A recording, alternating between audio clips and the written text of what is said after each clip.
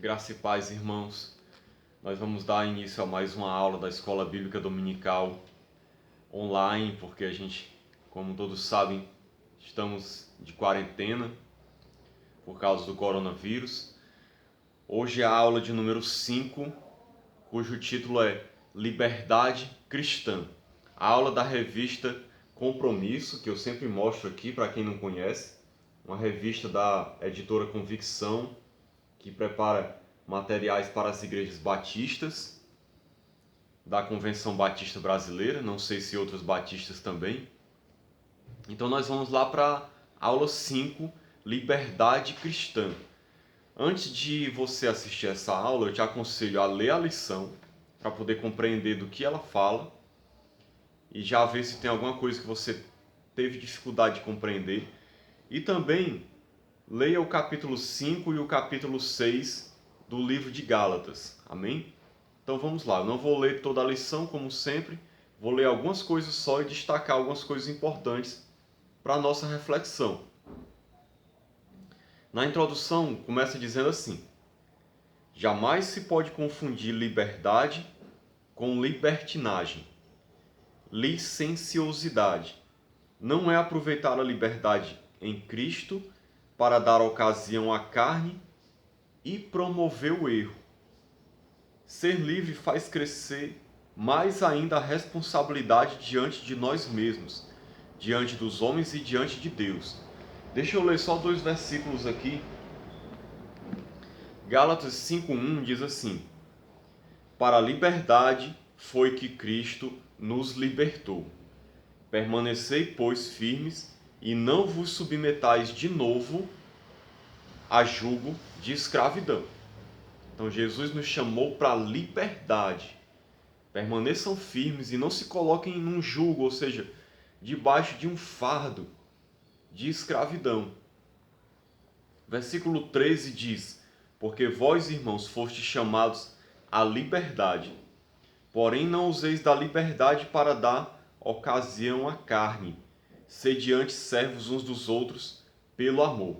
Então nós somos chamados à liberdade, não devemos nos colocar num jugo de escravidão, e como nós lemos aqui na palavra e na lição também, nós não devemos usar dessa liberdade para dar ocasião à carne, ou seja, oportunidade para que a nossa natureza humana pecaminosa se manifeste, cometendo pecados.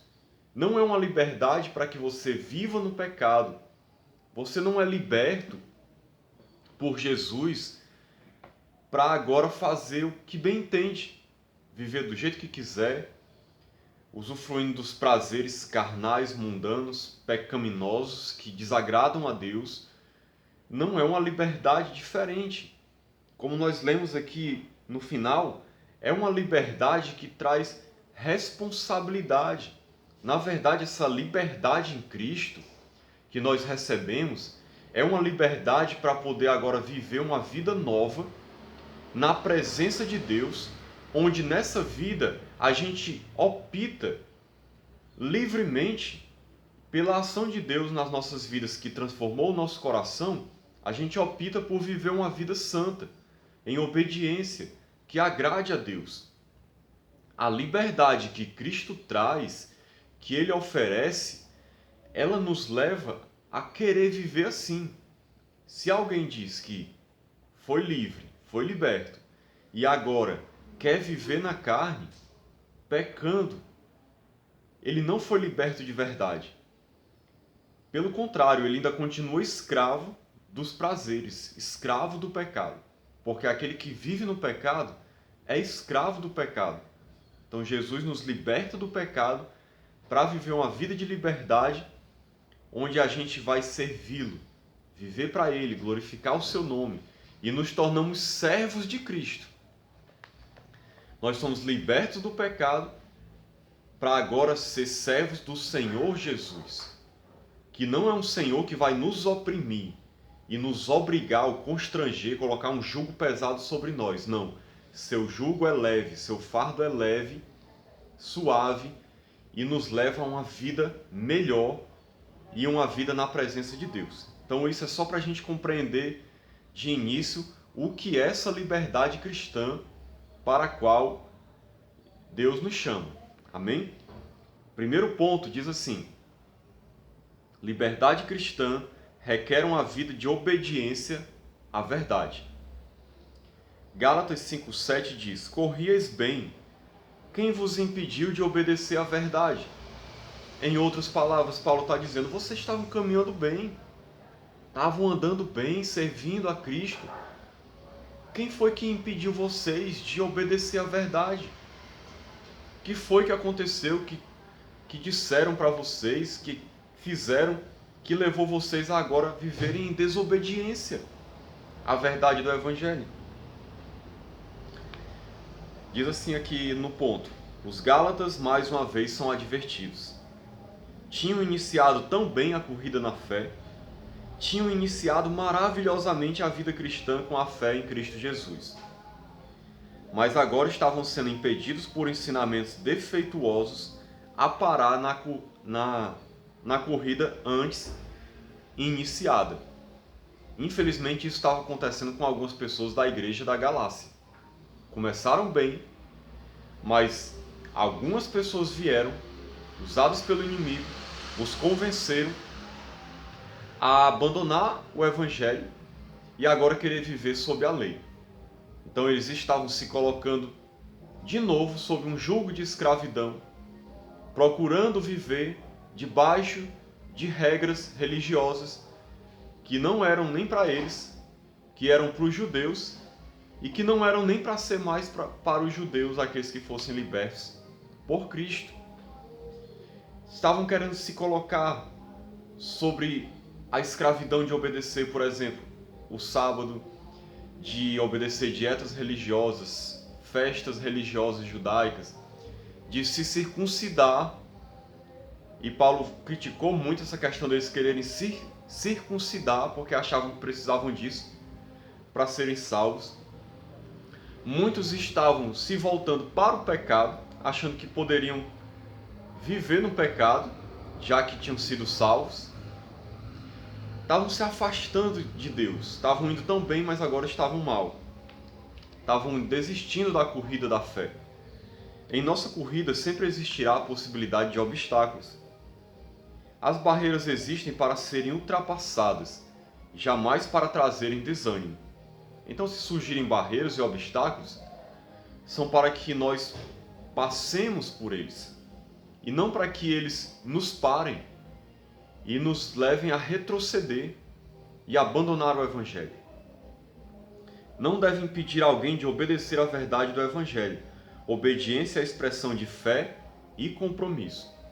Então, os Gálatas precisavam compreender que eles precisavam obedecer à verdade. Isso era o sinal de que eles estavam vivendo na fé verdadeiramente. Porque nós sabemos que aquele que é de Deus, que crê em Jesus de verdade, ele é transformado e passa a viver em obediência ao Evangelho. Se alguém desiste no meio do caminho, cai da graça, sai da fé, deixa a corrida cristã, na verdade isso vai provar que a fé dele não era genuína. Não houve uma conversão profunda e verdadeira. Houve uma confissão superficial de Cristo. Pode ter havido algum tipo de mudança exterior, que aparentemente a pessoa parecia ser cristão, mas não era. Esse é o sinal de que ela não era, porque ela desistiu da caminhada, desistiu da corrida. Nós somos chamados a começar uma corrida e ir até o fim, perseverar em Cristo. Ainda que a gente tropece ou até mesmo caia, mas a gente se levanta, se ergue e continua a caminhada. É assim que deve ser. Era isso que Paulo estava tentando ensinar para eles. Era necessário viver em obediência à verdade do Evangelho. Ponto 2. Liberdade cristã implica produzir vida frutífera com a vida de Jesus. Então, liberdade cristã está totalmente relacionada com vida frutífera em Cristo. Esse capítulo 5 fala dos frutos da carne e dos frutos do Espírito. Gálatas 5:22 diz: mas o fruto do Espírito é amor, alegria, paz, paciência, benignidade, bondade, fidelidade. Ainda tem mais, diz mansidão, domínio próprio. Esse é o fruto do Espírito. Quando fala de fruto do Espírito, está querendo dizer o quê? A consequência natural de você ter o Espírito na sua vida e ser habitado pelo Espírito. Lembra que a gente estudou na aula passada sobre a questão do Espírito vir habitar na vida daquele que se converte. Quando isso acontece, irmãos, é produzido o fruto do Espírito, que são atitudes que demonstram que o Espírito está agindo na sua vida, transformando o seu coração conforme a imagem de Cristo. Esse é o fruto do Espírito, que se manifesta de várias maneiras, como a gente leu aqui. Algumas dessas características. Liberdade para o bem, para produzir coisas boas. O reino de Deus é o reino do bem. Por isso o crente precisa produzir o bom fruto. Não basta dizer que é uma árvore, uma plantação do Senhor. É preciso frutificar. Então isso precisa ser bem entendido por nós, irmãos, que dizemos que somos cristãos. O cristão é alguém que produz bom fruto, que frutifica, que passa a ter atitudes cristãs, praticar coisas boas. Há uma transformação espiritual na vida dele, porque ele é plantação do Senhor, como fala aqui. É o fruto do Espírito, produzido em nós pelo Espírito. Esse fruto está intimamente relacionado ao nosso caráter, maneira de ser, vida relacional. Fruto do Espírito é especialmente transformação de vida, mudança de caráter, mudança de coração, mudança de mente, de atitude. É isso que prova que você é um cristão, que foi transformado pelo Espírito, que é uma nova criatura. É o Espírito agindo em você. Muita gente pensa que a grande evidência de que você tem o Espírito na sua vida são os dons. Mas, na verdade, a grande evidência do agir do Espírito na sua vida é a santificação, é a transformação pelo poder de Deus do seu coração. Porque você pode até receber um dom do Espírito, mas você, se estiver entristecendo o Espírito e vivendo no pecado, isso mostra que você não está andando no Espírito, que o Espírito não está controlando a sua vida.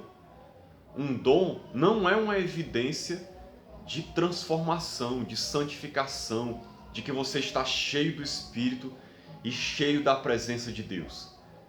Porque muitas pessoas têm dons, mas não estão cheias do Espírito. Agora, se você tem o fruto do Espírito, com certeza isso prova que o Espírito está controlando a sua vida. Porque você está andando de maneira diferente, transformado. Era liberdade para sermos iguais a Jesus.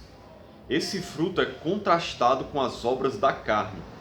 Se depender do homem apenas, sempre haverá obras, mas se dependermos do Espírito, o que ocorrerá será fruto. Então o homem pratica obras, não necessariamente obras espirituais, mas quando você está no Espírito, é produzido fruto do Espírito. Fruto do Espírito, que é a transformação de Deus na sua vida. Vamos lá para o próximo ponto. Liberdade cristã implica andar com as pessoas pelas quais Jesus deu a sua vida na cruz. Gálatas 6:1. Irmãos, se alguém for surpreendido em algum pecado, vós que sois espirituais, deveis restaurar essa pessoa com espírito de humildade. Cuida de ti mesmo, para que não sejas tentado também. Se alguém for encontrado debilitado, fraco, vivendo a amargura da ofensa, ou seja, alguém que pecou, esse alguém precisa de suporte, de ajuda. Jamais ser confrontado com o espírito de amargura, rancor e ressentimento. Mas a mansidão deve fazer parte da nossa atitude de encaminhamento dessa pessoa para que haja vida e transformação. Irmãos, muito importante esse ponto aqui.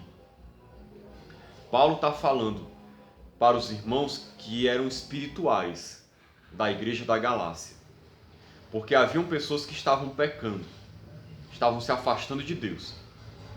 O que ele aconselha? Vocês que são espirituais, corrijam essas pessoas, como ele disse aqui, com espírito de humildade. Ou seja, restaurem essa pessoa.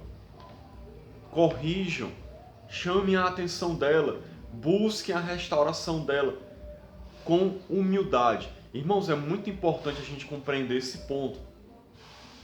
Vou dar uma ênfase aqui nisso, porque quando nós pertencemos à igreja, nós vamos sempre verificar que algumas pessoas vão pecar. Inclusive nós, em algum momento, pecamos às vezes. Às vezes isso não se torna público, às vezes se torna.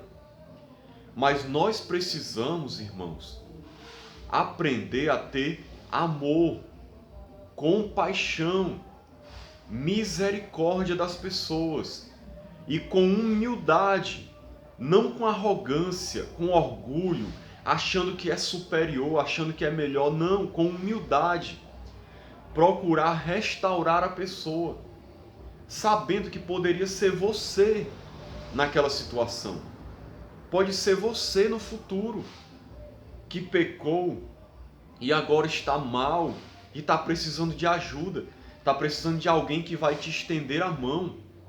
Infelizmente, muitas vezes, irmãos, quando as pessoas pecam na igreja, as pessoas, ao invés de estenderem a mão, elas pisam a pessoa, procuram destruir mais ainda, rejeitam a pessoa, tratam mal, desprezam, não buscam a restauração, simplesmente ignoram, largam a pessoa pelo caminho, não oferecem nenhuma ajuda, não procuram restaurar, não vão atrás, não ligam, não se importam, não visitam.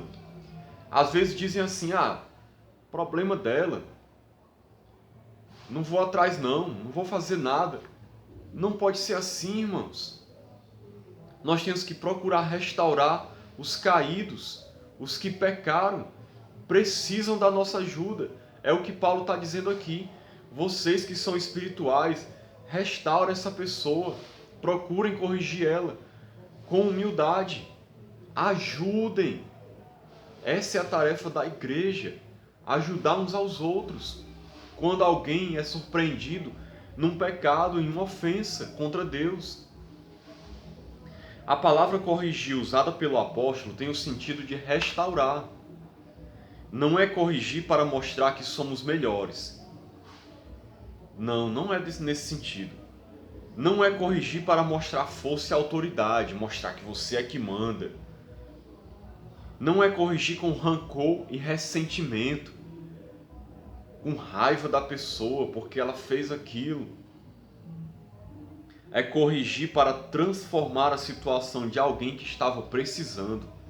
Lembre-se que podia ser você que foi fraco, caiu em tentação, tropeçou e está precisando de ajuda, está precisando de um conselho, está precisando de oração, está precisando de uma palavra amiga, de um ombro amigo, de alguém que entenda, de alguém que te ajude, que ore com você, que te aconselhe, que esteja junto de ti. Podia ser você, irmão. A gente precisa ajudar as pessoas. Corrigir para motivar e não para desanimar. Tem gente que às vezes, quando alguém é surpreendido em pecado, ela chega para desanimar. Não é para dar força, não é para motivar. Ela chega dizendo, como é que pode? Foi muita decepção isso que você fez. Nunca pensei de você uma coisa dessa. Você realmente não presta. Você é um incrédulo. Eu não quero mais saber de conversa contigo. Tem gente que chega para destruir, ao invés de motivar, de ajudar. Eu não estou dizendo que você vai concordar com o pecado, mas você tem que ser compassivo e procurar ajudar a pessoa. Corrigir para trazer alegria e incentivo para a pessoa não desanimar na fé. Lembre que o objetivo é fazer ela voltar a Cristo, incentivar ela a continuar, dizendo: irmão, eu sei que você pecou, foi mal o que você fez, mas vamos continuar. Ore, se arrependa, busque a Deus. Eu estou aqui contigo, eu vou te ajudar. Continue a caminhada, não desista. Nós não vamos abandonar você, você é importante para nós. É isso que a igreja deve fazer. Vamos lá para o próximo ponto. Liberdade cristã implica vida dinâmica e ativa na semeadura espiritual. Gálatas 6:8. Pois quem semeia para a sua carne, da carne colherá ruína ou corrupção. Mas quem semeia para o Espírito, do Espírito colherá a vida eterna. Semear na sua carne significa plantar coisas que irão produzir carnalidade. São as obras da carne. O resultado é a corrupção, que envolve decadência e colheita para a carne. Então, semear na carne, se você não compreendeu essa expressão, significa viver no pecado. Simplesmente é isso. É você viver no pecado. Viver praticando as obras da carne. Vivendo como uma pessoa carnal. Isso é semear na carne. Significa que você está investindo na sua carne, está investindo no pecado, está se voltando para aquilo que vai no futuro te destruir. Qual é a colheita dessa semeadura? Você viver na carne, viver no pecado. A colheita é morte espiritual, é corrupção, é destruição, é condenação. Essa é a colheita de quem vive na carne. A semeadura espiritual é regada e produzida pelo Espírito em nós. Temos compromissos com o tipo de semeadura que estamos envolvidos. A colheita nada mais é do que a multiplicação daquilo que foi semeado. Meus irmãos, a decisão é nossa. Se nós vamos semear na carne ou semear no Espírito. Eu tenho a convicção e creio, pelo que a palavra mostra, que todo aquele que é espiritual, que é nascido de novo, vai procurar semear no Espírito, ou seja, vai procurar andar no Espírito. Como ele diz aqui em Gálatas, andai no Espírito e não satisfareis a concupiscência da carne, ou seja, os desejos da carne.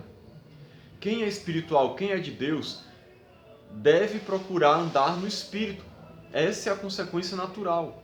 Isso é semear no Espírito, é buscar as coisas do Espírito, é buscar viver no Espírito, viver em obediência, em santidade, viver uma vida diferente. E o que é que você colhe disso? Vida eterna. Você colhe vida eterna, você colhe vida com Deus, comunhão com Deus, salvação, restauração. Essa é a colheita de quem vive no Espírito. E Paulo estava alertando os Gálatas porque muitos deles estavam vivendo na carne. Talvez por não entenderem a graça de Deus, como muita gente acha que porque foi salvo, agora pode viver no pecado, do jeito como bem entende, vivendo na carne, fazendo coisa errada, que acha que já está salvo, Deus vai perdoar no final das contas, e tudo bem, pode viver desse jeito. Totalmente errado esse tipo de pensamento. Se você pensa assim, isso na verdade está mostrando que você nunca foi salvo, porque um salvo não pensa assim. Um salvo nunca vai ter esse tipo de pensamento.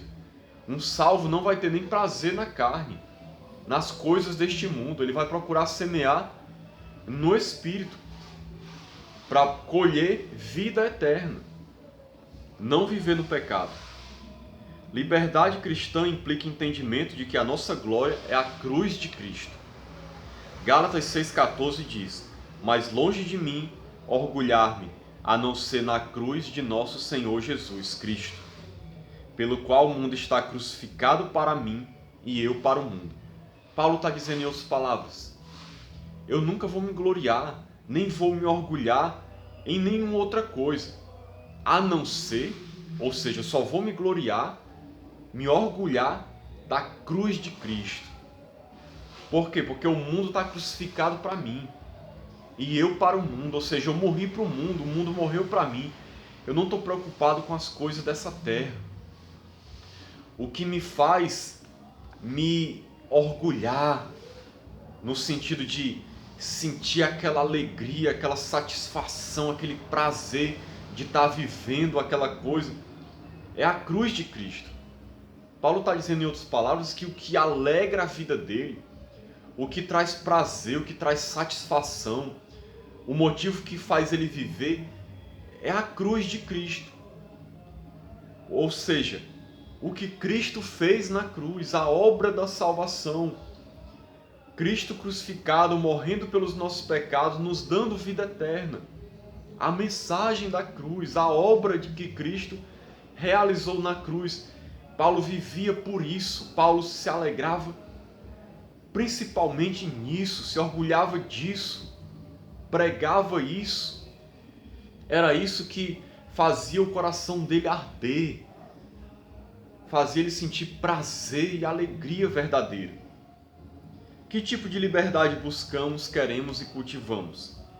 Não pode ser liberdade para promover a nossa glória, ou seja, querer promover a nossa exaltação, gloriar a si mesmos, querer se exaltar diante dos homens, querer ter alguma coisa.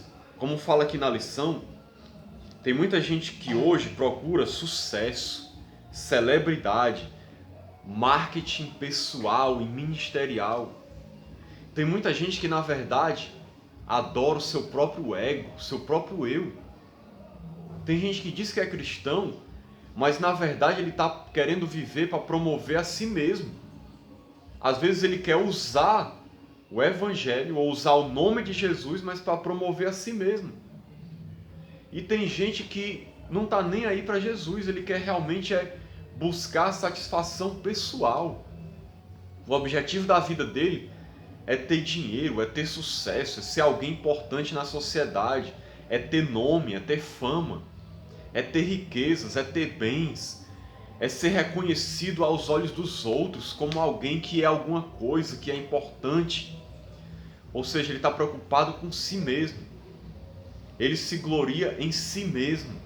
Mas Paulo, longe de olhar para si mesmo, olhava para Cristo, para a obra de Cristo na cruz, para o que Cristo fez, vivia pelo Evangelho, vivia para glorificar a Cristo.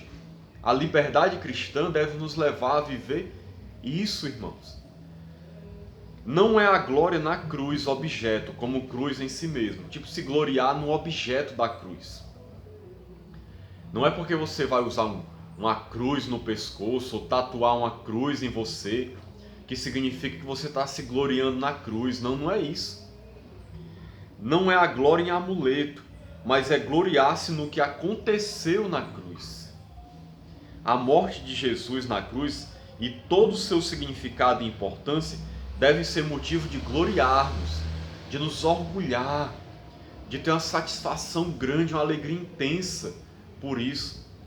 O que implica e significa que a glória não é nossa, nem mesmo em nós, mas em Jesus e sua obra salvadora. A glória sempre é dele, é para ele, é tudo que a gente faz e vive, é para trazer glória para ele, para exaltar o seu nome. Como disse João Batista, importa que ele cresça e que eu diminua. Meus irmãos, quanto menos a gente aparecer, melhor. Quanto mais Jesus aparecer através da nossa vida, melhor. As pessoas precisam ver Jesus em nós, através de nós, através do que a gente fala, através do que a gente vive, através do nosso caráter.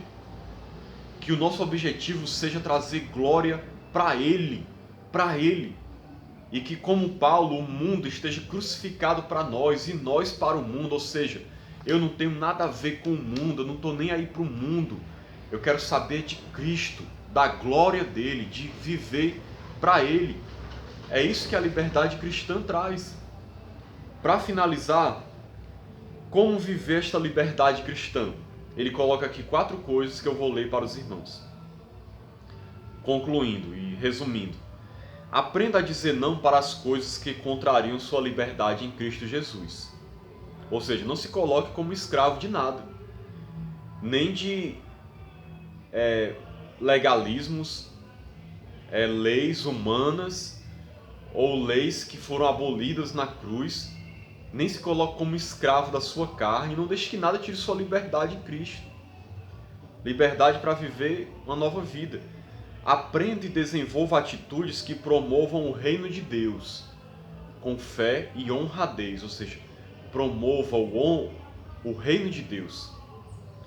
Não negocie jamais a sua liberdade em Cristo Jesus por uma liberdade que seja enganosa, perniciosa e escravizante. Se você acha que ser livre é fazer o que bem entende e viver no pecado, você não está sendo livre em Cristo. Você está sendo escravo do pecado. Nós devemos ser livres para viver com Cristo. Permita que o Espírito reproduza em sua vida a vida de Jesus.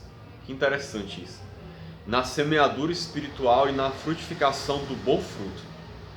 Resumindo, tudo que a gente falou aqui é isso.